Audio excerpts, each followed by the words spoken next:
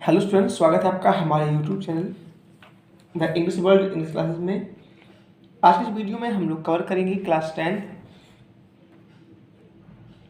First flight का unit 2 जो है Nelson Mandela long walk to freedom. इसके ओरल कम्प्रहेंशन को फर्स्ट, सेकंड और थर्ड 3 पार्ट में ये जो है ओरल कम्प्रहेंशन है। तो चलिए शुरू करते हैं हमारे कम्प्रहेंशन को। फर्स्ट कम्प्रहेंशन में 5 क्वेश्चन है। फर्स्ट से शुरू करेंगे हम लोग।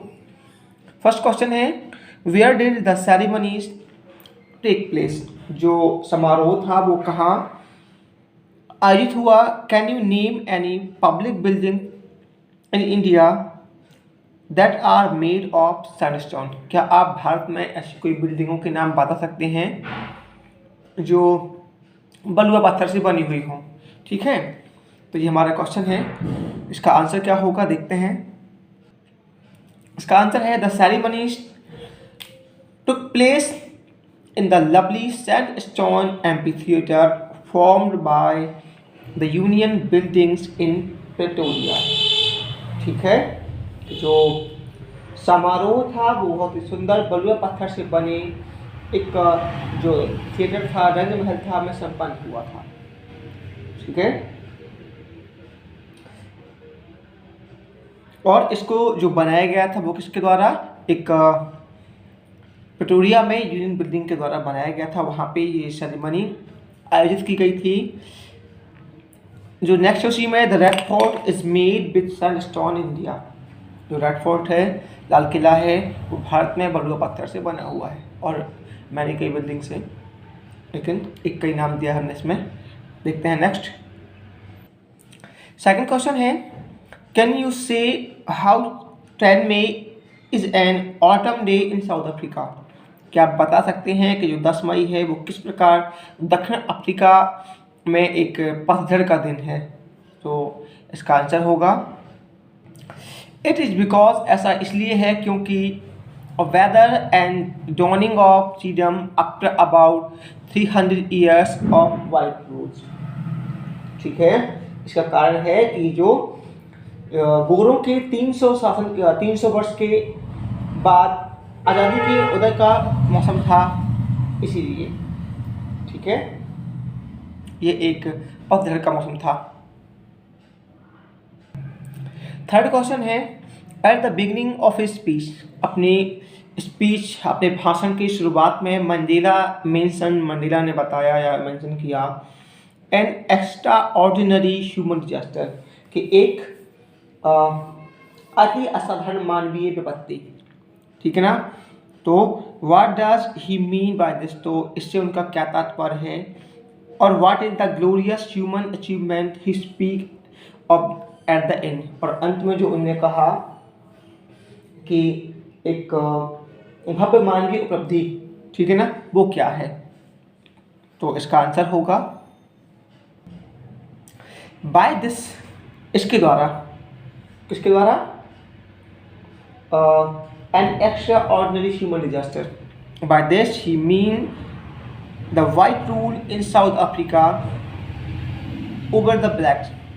ठीक है, तो उनका मतलब है कि जो गोरों का शासन था दक्षिण अफ्रीका में काले लोगों के ऊपर, तो उसे इनने एक N extraordinary human disaster कहा हुआ है। इट लास्टेड वेरी लॉन्ग, ये लंबे समय तक रहा। It was really disaster of white man ruling over black. ठीक है ना? और ये वास्तव में या सच में काले लोगों पर शासन करने वाले गोरों की आपदा थी। ठीक है, नेक्स्ट जो है द ग्लोरियस ह्यूमन अचीवमेंट। तो इसके द्वारा उन्होंने क्या बोला कि गौरवशाली उपलब्धि, है ना, वा the political independence from the white rule by the black natives, कि गोरों के द्वारा या गोरों से काले लोगों की जो राजनीतिक मुक्ति थी उसे उन्होंने एक गौरवशाली उपलब्धि या द ग्लोरियस ह्यूमन अचीवमेंट कहा था। नेक्स्ट है आपका question number 4, what does Mandela thank the international leaders for? जो मंडेला थे उन्होंने जो अंतर्राष्ट्रीय नेताओं थे उनका किस बात के लिए धन्यवाद दिया, किस बात का वो धन्यवाद देते हैं? तो इसका आंसर है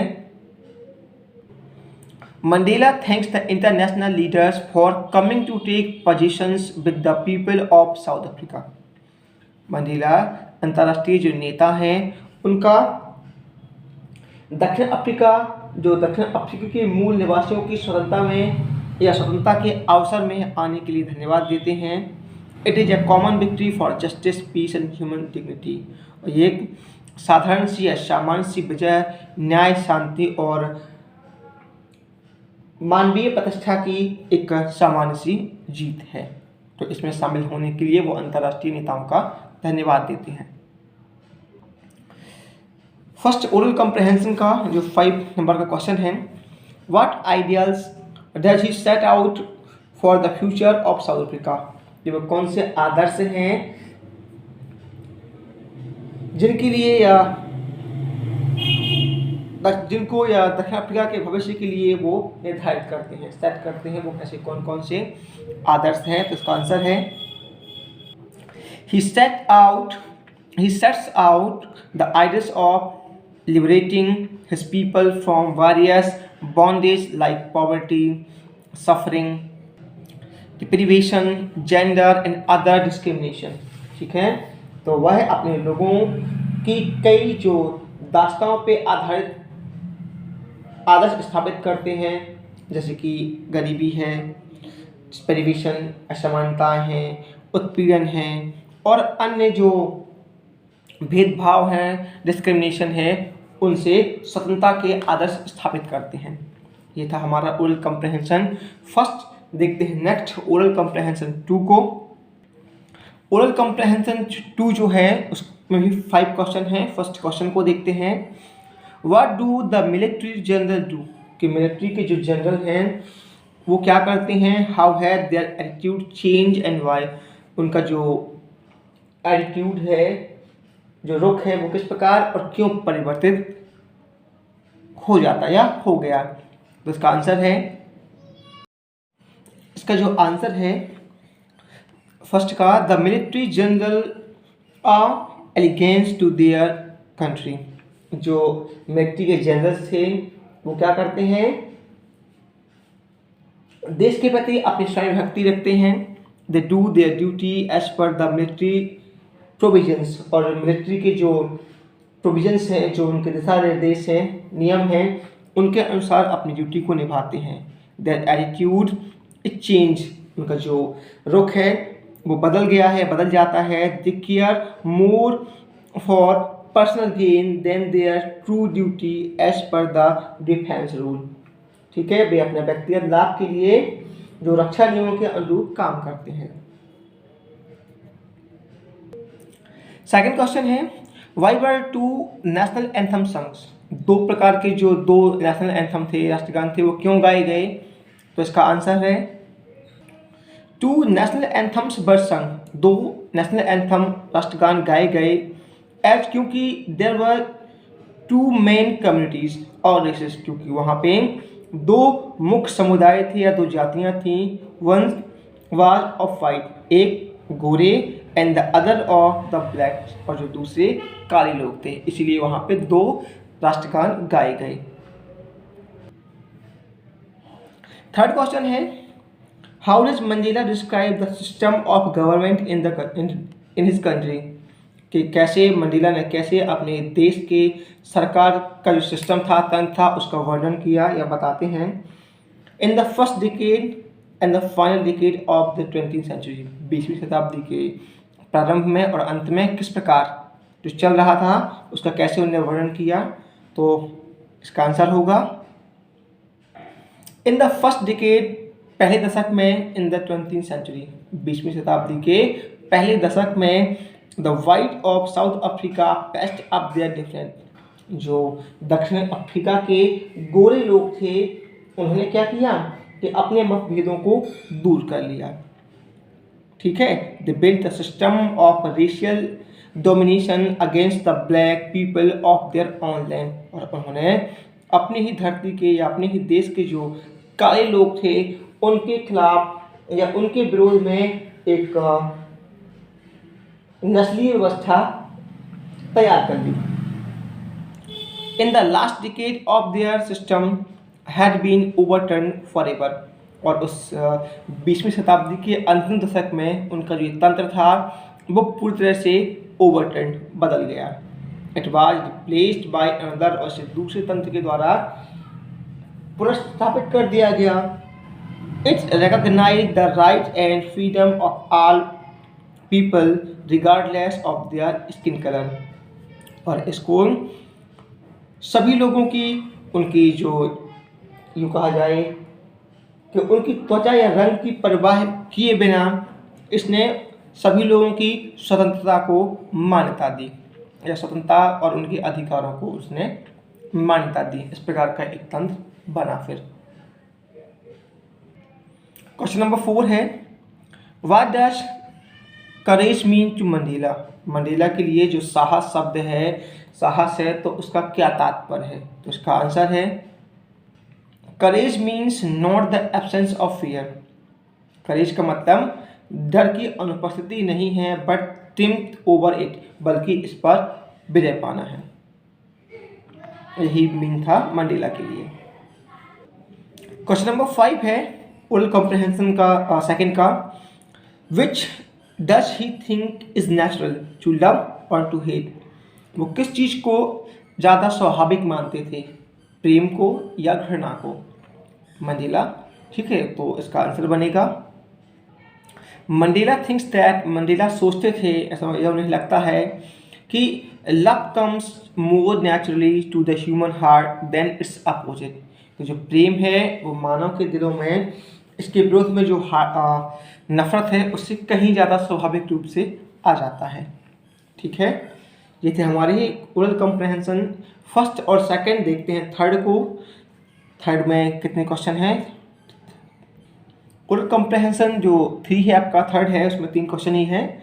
फर्स्ट क्वेश्चन है, what twin obligations does Mandela mention? कि वो कौन से 2 कर्तव्य हैं जिसको मंडेला ने बताया है, ठीक है, या दायित्व की उनकी बात की है। तो इसका आंसर है, twin obligation that he mentions are obligation to his family, his parents, his wife and children. ठीक है, जो 2 दायित्व हैं जिनको उन्होंने मेंशन किया है वो ये हैं कि अपने परिवार, अपने माता पिता, अपनी पत्नी और बच्चों के प्रति कर्तव्य, और दूसरा obligation to his people, his community and his country, अपने लोग, अपने समुदाय और अपने देश के प्रति जो कर्तव्य है वो दूसरा दायित्व है। यानी कि 2, एक है फैमिली के प्रति और दूसरा जो है अपनी कंट्री और कम्युनिटी के लिए। ठीक है, बात करते हैं सेकंड क्वेश्चन की। सेकंड क्वेश्चन है, what did being free mean to Mandela as a boy? कि एक लड़के के रूप में फ्री होना का मंडेला के लिए क्या मतलब है, एंड एज अ स्टूडेंट, और एक स्टूडेंट के रूप में क्या मतलब है स्वतंत्रता का। How does he contrast these transitory freedoms with the basic and honourable freedoms? ठीक है ना। और वह ये जो ट्रांजिटरी फ्रीडम्स हैं, क्षणभंगुर जो आज़ादियाँ हैं, उनको मूलभूत सम्मानीय आज़ादियों से किस प्रकार विरोधाभास कैसे मानते हैं कि दोनों एक दूसरे से अलग हैं। ठीक है, तो इसका आंसर है, एज अ बॉय, एक लड़के के रूप में, he meant by being free, वो स्वतंत्र होने का मतलब मानते थे, to wander in the field near his mother's hut, अपनी माँ के झोपड़ी के पास खेतों में घूमना। इट वाज टू स्विम, जो स्वतंत्रता थी वो उनके लिए तैरना। To run through the village, गाँव में दौड़ना।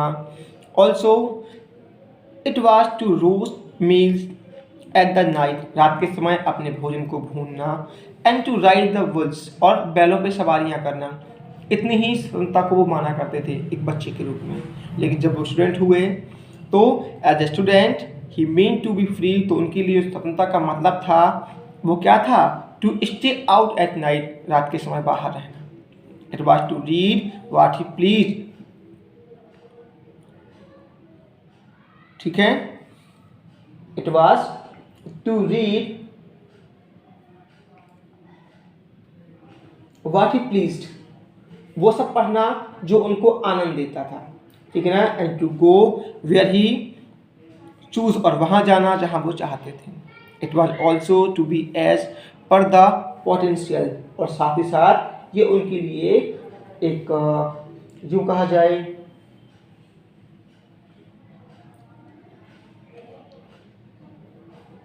शक्ति के रूप में था, ठीक है, सामर्थ्य के रूप में था। दीज वर द ट्रांसटरी फ्रीडम्स, ये आज़ादियाँ क्षणभंगुर आज़ादियाँ थीं, बट लेकिन the basic and honourable freedoms were the freedoms for people, जो मूलभूत और एक सम्मानजनक आज़ादी थी वो लोगों की आज़ादी थी। These were to live with dignity and self respect, कि वो अपने सम्मान और स्वतंत्रता और सम्मान के साथ में वो जीवन को जी सकें, ये मुख्य थी।